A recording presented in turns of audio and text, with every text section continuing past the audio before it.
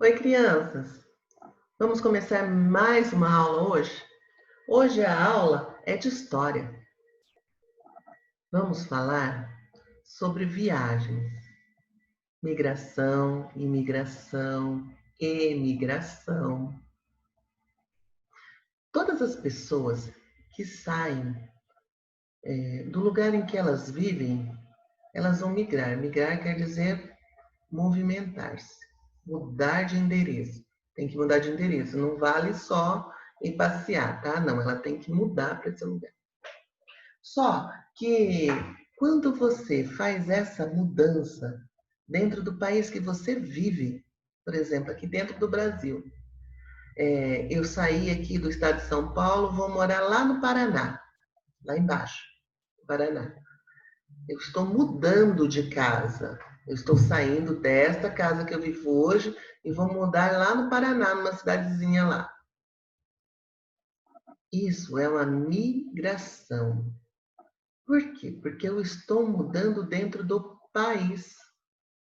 Em qualquer lugar do país que eu for morar, desse nosso Brasil, eu estou migrando. Então, eu sou um migrante. Mas, se eu for morar fora do Brasil, quando eu vou morar fora do Brasil, eu moro aqui no estado de São Paulo, comprei uma casa para mim lá na Itália, vou morar lá em Turim, na Itália. Tá, então, estou saindo do Brasil e vou mudar para outro país. Então, eu sou um imigrante, eu estou imigrando. Tá? Eu cheguei lá naquele país, eu sou um imigrante. Quando eu saio aqui do Brasil, eu sou um emigrante. Emigrante é aquele que vai para outro país. Imigrante é aquele que chega no outro país. Então, uma pessoa que sai daqui, ela sai emigrante, porque ela está saindo desse país. Quando ela chega no outro país, ela é um imigrante, porque ela está entrando no outro país. Entenderam? Migrante muda dentro do país. Emigrante sai do seu país e vai para outro. Quando ele chega no outro país, ele é um imigrante. Perceberam? Tá. Só que existem também um pormenor. A pessoa que sai do Brasil, vai para outro país só para passear, ele é um imigrante? 2 segundos para pensar. Pensou? Você acha que ele é um imigrante? Não, ele não é um imigrante, ele é um turista. Turista é aquela pessoa que sai de um país, vai para o outro só para passear. É. Então, se isso cair na prova, vocês já sabem, né? Para ser um imigrante ou um migrante, você tem que mudar de casa. Sim, se for mudar de casa dentro do próprio país, é um migrante. Se for mudar de casa fora do país, ele é um imigrante. Tá bom? Se você for passear, você é um turista. Aprenderam até aí? Oh, muito bem. Vocês são fera. Agora vamos falar de outra coisinha que vocês é fácil para vocês. Nós vamos falar sobre meio de transportes. Os meios de transportes, eles podem ser terrestres, podem ser aéreos e podem ser marítimos. Os terrestres, a gente já conhece, né? Caminhão, carro, ônibus, trem, tudo que anda em cima da terra. Os aéreos são aqueles que andam pelo céu, são os aviões, são os aeroplanos, as asas deltas, os dirigíveis, né? E os que andam pelo mar, em cima da água, que são os fluviais. São os barcos, navios, caiaques, os transatlânticos. Certo? Até aí tudo bem, né? Só que vocês sabiam que esses meios de transporte, eles também contam uma história? De acordo com o design, que é o jeito que eles são, né? A gente consegue descobrir a época.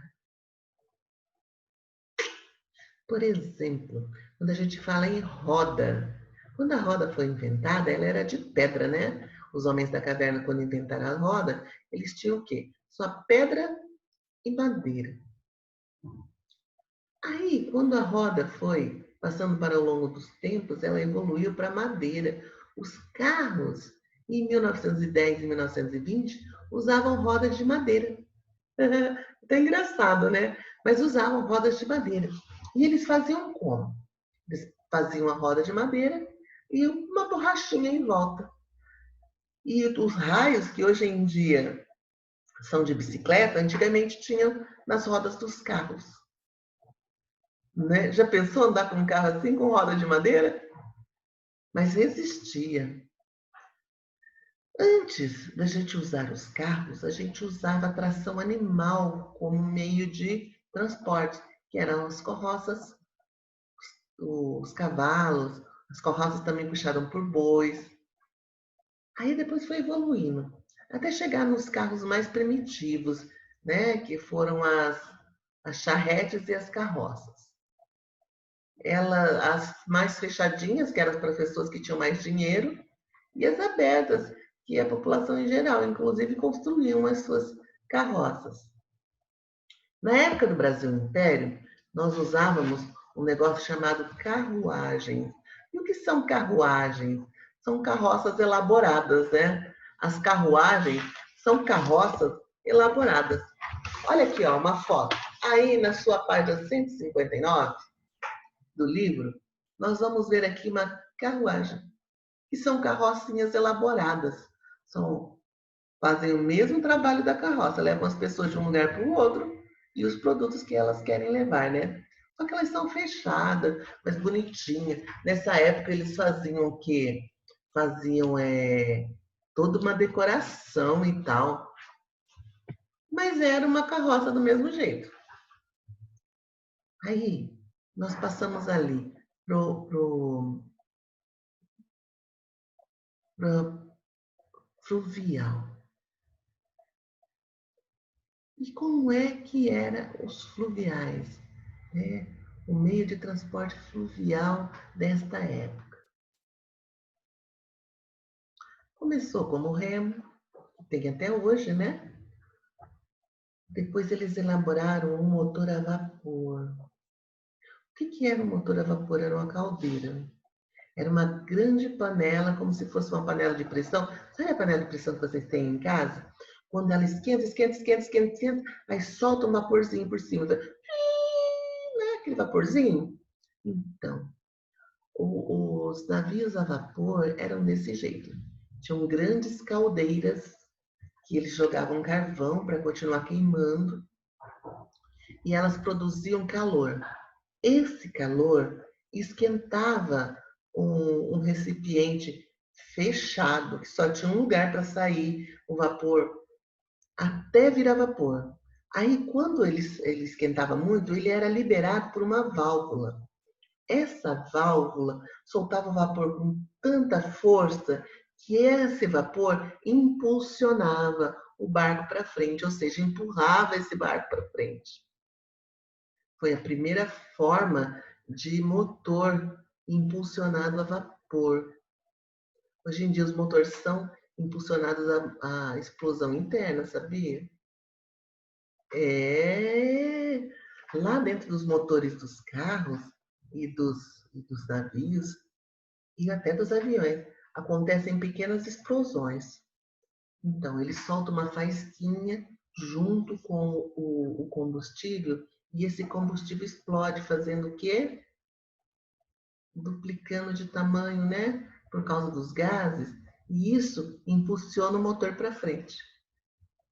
É por isso que nós chamamos de motor a explosão elétrica. Hoje em dia. Naquela época era o de vapor. E o Santos Dumont, ele criou um negócio chamado dirigível. Dirigível é o pai assim, mais velhos, os avós dos aviões. Olha lá os dirigíveis. Os dirigíveis pareciam uma banana, cheia de gás. Só que esse gás era o hélio. O hélio é um gás leve que levanta o balão, mas ele é altamente inflamável. Então, teve bastante acidente com esses dirigíveis. Por isso que nós tiramos esses dirigíveis.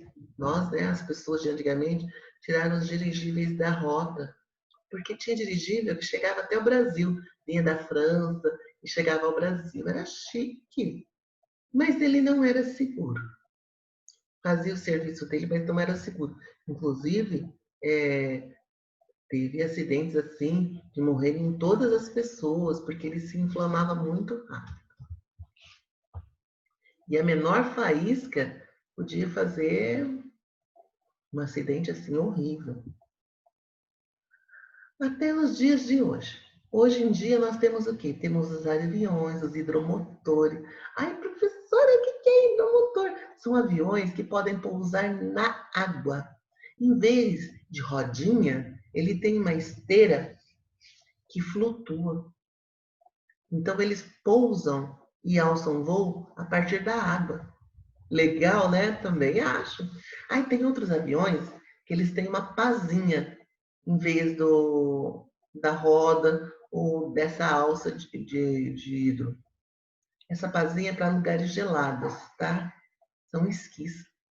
Então, esses aviões que têm essa pá de esqui, eles podem pousar e levantar voo em lugares gelados, completamente gelados.